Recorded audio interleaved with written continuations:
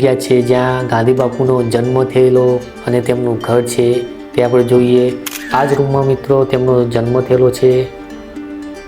તો તમે 2 ઓક્ટોબર અને 1869માં આ જ રૂમમાં તેમનો જન્મ થયેલો છો। માણેક ચોક એરિયાનું તથા પોરબંદરનું બજાર જોઈ રહ્યા છો મિત્રો। આજે ઘરના કેટલા રૂમ છે તો એ પણ તમને જણાવી દઉં કે ટોટલ 22 રૂમ છે। આ એક હવેલી ટાઈપનો ઘર હતું। તેમાં અહીંયા મિત્રો તમે જોઈ શકો છો ગાંધી બાપુના જે મોજડી આવી છે તે છે। અને હું દેખાડી નાખું છું જે કીર્તિ મંદિરના ચોકનો મિત્રો તમે જોઈ રહ્યા છો।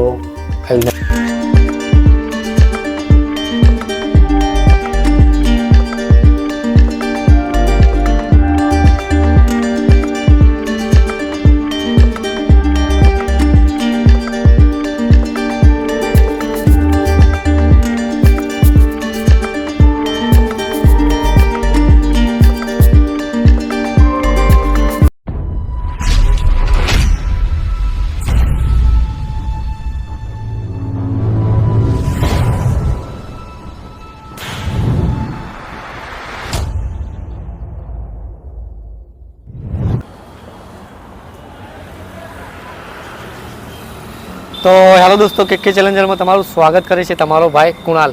તો દોસ્તો એક નવો વિડીયો લઈને ફરીથી તમારી પાસે હું પહોંચી ગયો છું। તો મિત્રો આજે એવા વ્યક્તિનું આપણે ઘર જોવાના છીએ, ગામ જોવાના છીએ તથા તેમના વિશે જાણવાના છીએ જેઓ ભારતના રાષ્ટ્રીય પિતા તથા ભારતના મહાન વ્યક્તિ એટલે કે ગાંધીજી બાપુનું આપણે આજના વિડીયોમાં ઘર જોવાના છીએ। તો વિડીયો થવાનો છે જબરજસ્ત, તો વિડીયો એન્ડ સુધી જોતા રહેજો। તો ચલો હવે ડાયરેક્ટ પોરબંદરનું જે રેલવે સ્ટેશન છે ત્યાંથી વિડીયો સ્ટાર્ટ કરીએ। તો મિત્રો આપણે વિડીયો સ્ટાર્ટ કર્યો છે પોરબંદરના રેલવે સ્ટેશન પરથી। તો તમે આ નિહાળી રહ્યા છો રેલવે સ્ટેશન પોરબંદરનું, જો કે બાપુનું શહેરનું રેલવે સ્ટેશન, અતિ સુંદર રેલવે સ્ટેશન છે આ પોરબંદરનું।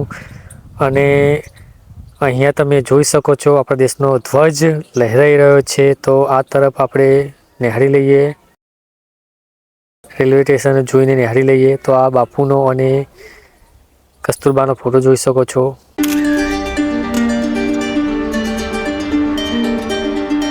પોરબંદર રેલવે સ્ટેશનથી 2 કિલોમીટર દૂર માણેક ચોક છે। તો તમે આ માણેક ચોકનો એરિયા આખો જોઈ શકો છો મિત્રો। અને અહીંયાથી થોડાક જ દૂર ગાંધી બાપુનું જન્મસ્થળ આવેલું છે, તેમનું ઘર આવેલું છે મિત્રો। તો તમે આ બજાર નિહાળી રહ્યા છો માણેક ચોક એરિયાનું તથા પોરબંદરનું આ બજાર જોઈ રહ્યા છો મિત્રો।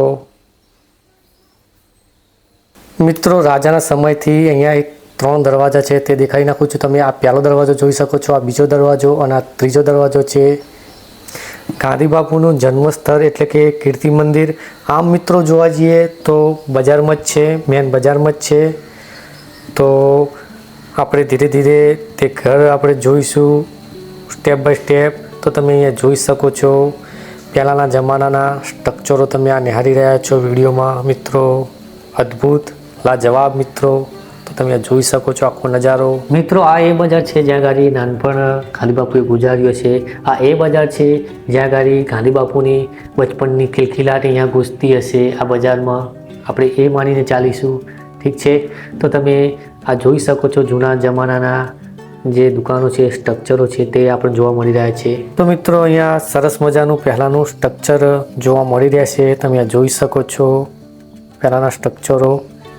તો મિત્રો કીર્તિ મંદિર તમે જોઈ શકો છો અને સામેની સાઈડ છે પ્રવેશ દ્વાર, ત્યાંથી જ અંદર એન્ટર થાય છે। તો આ કીર્તિ મંદિર છે તેની અંદરની સાઈડ ગાંધી બાપુનું જે ઘર આવેલું છે, તેમનું જન્મ સ્થળ આવેલું છે તે જ છે, ઠીક છે। તો મિત્રો જે આ કીર્તિ મંદિર છે તે મ્યુઝિયમ છે અને અહીંયા ગાંધી બાપુની જે યાદો છે તે સંગ્રહવામાં બધી આવી છે। તો સ્ટેપ બાય સ્ટેપ આપણે જોઈશું અને એ પણ જાણીશું કે આ કીર્તિ મંદિર ક્યારે બંધાવ્યું હતું અને કોણે બંધાવ્યું હતું તે વિશે પણ આપણે જાણી લઈએ મિત્રો। તો મિત્રો જે આ કીર્તિ મંદિર આપણે જોઈ રહ્યા છીએ તે 1947માં બનવાનું સ્ટાર્ટ થયું હતું અને 1950માં પૂરેપૂરું બનીને તૈયાર થયું હતું।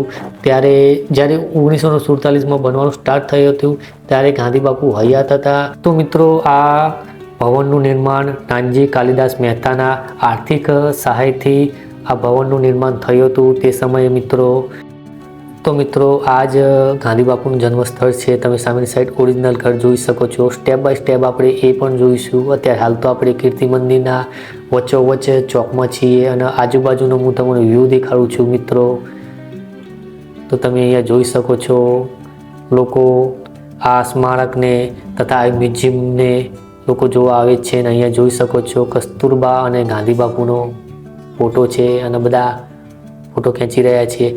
તો મિત્રો અહીંયા સંગ્રહ સ્થળ છે તો તે પણ આપણે નિહાળી લઈએ મિત્રો. તો તમે અંદર જોઈ શકો છો ગાંધી બાપુનો આ ચરખો છે તે સમયનો હજુ પણ અહીંયા સંગ્રહિત કરવામાં આવ્યો છે મિત્રો. તો આવી અનેકો વસ્તુ અહીંયા કીર્તિ મંદિરમાં આપણને જોવા મળી જશે મિત્રો. તો તમે અહીંયા જોઈ શકો છો જે ગાંધી બાપુએ આ કેટલીમાં ચા પીધો છે. આ તપેલી જોઈ શકો છો, આ થાળી જેવું છે, આ વાટકી છે, આ બધું તે સમયનું છે અને ગાંધી બાપુએ આ હરેક વસ્તુ વાપરેલી છે અને અહીંયા અત્યારે હાલ મ્યુઝિયમમાં મૂકવામાં આવી છે મિત્રો. તમે આ જોઈ શકો છો હરેક વસ્તુ છે. આ તમે જોઈ શકો છો ગ્લાસ છે, અહીંયા કસ્તુરબાનો ફોટો, ગાંધી બાપુનો ફોટો છે. અહીંયા અનેકો વસ્તુ મૂકવામાં આવી છે મિત્રો. તમે જોઈ રહ્યા છો આજના વિડીયોમાં મિત્રો. અહીંયા મિત્રો તમે જોઈ શકો છો ગાંધી બાપુના જે મોજડી આવી છે તે છે અને આ ફોટા છે તે સમયના. તો મિત્રો અહીંયા તમે આવો તો હરેક વસ્તુ આપણને આ કીર્તિ મંદિરમાં જોવા મળી રહેશે. તો હવે જે મેન જગ્યા છે જ્યાં ગાંધી બાપુનો જન્મ થયેલો અને તેમનું ઘર છે તે આપણે જોઈએ. તો મિત્રો જે આ ઘર છે તે નાનજી કાલિદાસ મહેતાએ ખરીદી લીધું હતું અને આ આખું જે કીર્તિ મંદિર છે તે આખું બનાવ્યું હતું. ઠીક છે, તો આવી ના હતું. તો મિત્રો તમે આ જોઈ રહ્યા છો ગાંધી બાપુનું ઘર તથા તેમનું જન્મસ્થળ. તો મિત્રો કહેવાય છે કે આ જે બાલ્કની છે એની અંદર આ જે રૂમ છે આ રૂમમાં ગાંધી બાપુનો જન્મ થયેલો. અહીંયા તો મિત્રો અહીંયા ગાંધી બાપુના માતા પિતાનો પણ અહીંયા ફોટો લગાવેલો છે. તેમના પિતાનું નામ કરમચંદ ઉત્તમચંદ ગાંધી અને માતાનું નામ પુતળીબાઈ ગાંધી. તો તમે બંને ગાંધી બાપુના માતા પિતાનો ફોટો જોઈ રહ્યા છો ને તમે જોઈ શકો છો પહેલાંનું સ્ટ્રક્ચર કેવું છે. આ ગાંધી બાપુના મકાનનું મિત્રો તમે જોઈ શકો છો. સરસ મજાનું સ્ટ્રક્ચર છે અને અહીંયા લખેલું છે ગાંધી બાપુનું જે જન્મ થયેલો તે વિશે અહીંયા લખેલું છે. આ જ રૂમમાં મિત્રો તેમનો જન્મ થયેલો છે. તો તમે આ રૂમ જોઈ શકો છો. 2 ઓક્ટોબર અને 1869માં આ જ રૂમમાં તેમનો જન્મ થયેલો. તો વાલા મિત્રો આજના વિડીયોમાં તમે આ રૂમ નિહાળી રહ્યા છો જ્યાં ગાડી ગાંધીજી બાપુનો જન્મ સ્થળ છે. તો મિત્રો જોઈ શકો છો આ તે આ રૂમ છે આખો. બહારની સાઈડ આખી ડિટેલ લખેલી છે કે આ જ રૂમમાં તેમનું જન્મ થયેલો. તો પહેલાંનું સ્ટ્રક્ચર બધા જબરજસ્ત સ્ટ્રક્ચરો છે. તો આપણે બાલ્કની બાજુ પાછા આવ્યા છીએ. તો તમે જોઈ શકો છો અહીંયા ફરીથી તમને દેખાડી નાખું છું આખી આ બાલ્કની છે અને બાલ્કનીના અંદરની સાઈડ એ રૂમ હતો. આ બીજી સાઈડ રૂમ છે અને અહીંયા સીડીઓ છે અને સીડીઓથી ઉપરની સાઈડ એન્ટર થવાય છે. તો ઉપરની સાઈડ કેવું છે તે પણ આપણે નિહાળી લઈએ મિત્રો. તો તમે જોઈ શકો છો પહેલા જમાનાની આ સીડી છે મિત્રો.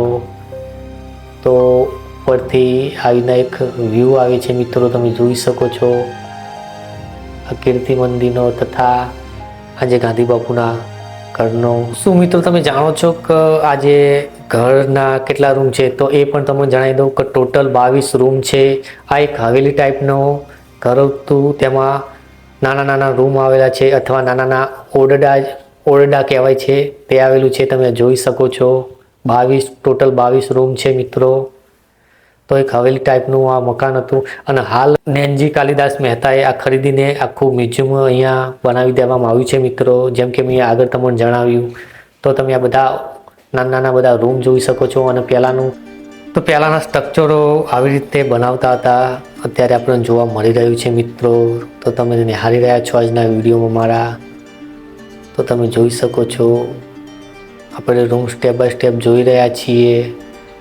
તો આ સીડી અને આ જોઈ શકો છો કે બારી જેવું છે. અહીંયા ગાંધી બાપુના ઘરથી નીકળીને જે કીર્તિ મંદિરનો ચોક છે ત્યાંથી વિડીયો ફરીથી હું સ્ટાર્ટ કરી રહ્યો છું. અને અહીંયાથી સીડી બહારની તરફ છે. તો ઉપર પણ શું છે શું નહીં આપણે જોઈ લઈએ સ્ટેપ બાય સ્ટેપ. ઠીક છે, તો વિડીયોમાં બન્યા રહેજો મિત્રો. તો મિત્રો અહીંયાથી આવી રીતના વ્યૂ આવે છે, હું તમને દેખાડી નાખું છું. જે કીર્તિ મંદિરના ચોકનો મિત્રો તમે જોઈ રહ્યા છો આવી રીતના વ્યૂ છે. અને સામેની સાઈડ ગાંધી બાપુનું જન્મસ્થળ છે, તમે જોઈ શકો છો. તો આખી આવી રીતના બનાવવામાં આવ્યું છે મિત્રો.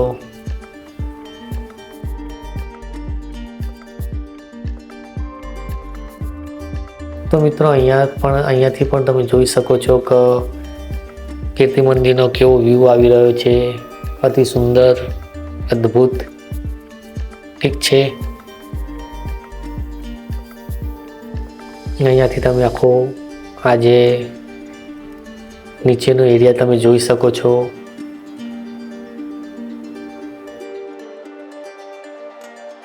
તો અહીંયા મિત્રો ઉપરના માળે અહીંયા આ રૂમમાં ફોટો ગેલેરી છે.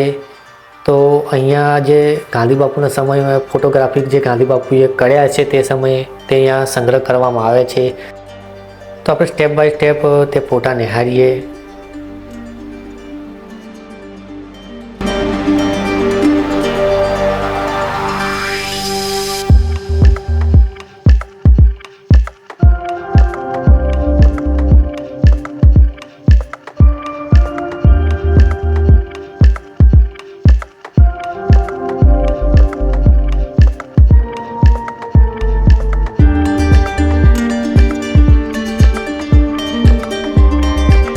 તો મહિલાઓ આ હતું ગાંધી બાપુનું ઘર તથા તેમનું જન્મસ્થાન. ઠીક છે, તો આજના વિડીયોમાં આપણે તેમનું ઘર જોયું, તેમનું જન્મસ્થાન જોયું તથા તેમના વિશે થોડી ઘણી માહિતી લીધી. ઠીક છે, તો મિત્રો વિડીયો તમને પસંદ આવ્યો હોય થોડો બી તો વિડીયોને કરી નાખજો લાઈક, ચેનલે કરી નાખજો સબસ્ક્રાઈબ અને એક સારી કમેન્ટ કરી નાખજો. ઠીક છે, અને હા મિત્રો કમેન્ટમાં જરૂર જણાવજો કે મારો વિડીયો તમે કયા ગામથી જોઈ રહ્યા છો, કયા શહેરથી જોઈ રહ્યા છો, કયા જિલ્લાથી જોઈ રહ્યા છો. ઠીક છે, તો હવે નેક્સ્ટ વિડીયો ફરીથી પાછા મળીશું. ત્યાં સુધી બાય.